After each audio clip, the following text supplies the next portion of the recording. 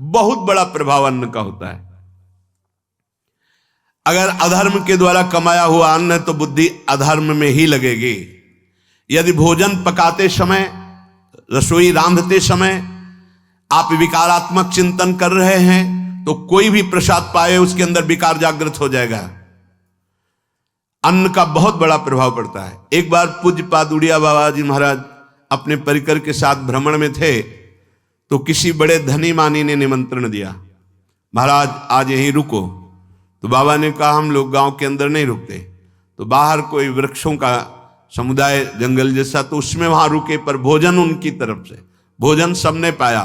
जब सुबह हुआ तो महात्मा जन, साधक जन एक दूसरे की तरफ देखे और बोले आज तो हमको बड़ा दोष हुआ, गंदा स्वप्न आया और हमारा संयम बिगड़ गया।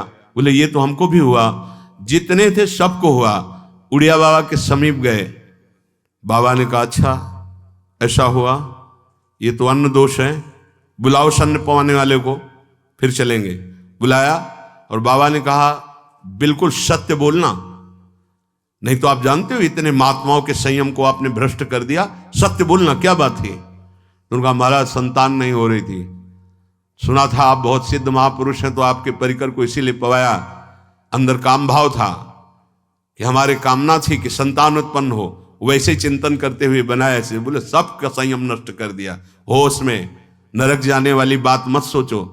अरे संतों को पवाओ जैसे अपने पुत्र को पवाते हैं, ऐसी भावना करनी चाहिए। आज हो भाग्य तो परिणाम खुद मंगल में निकलेगा। काम भाव से युक्त होकर क्यों बनाया, सब संतों के अंदर विकार पैदा कर दिया।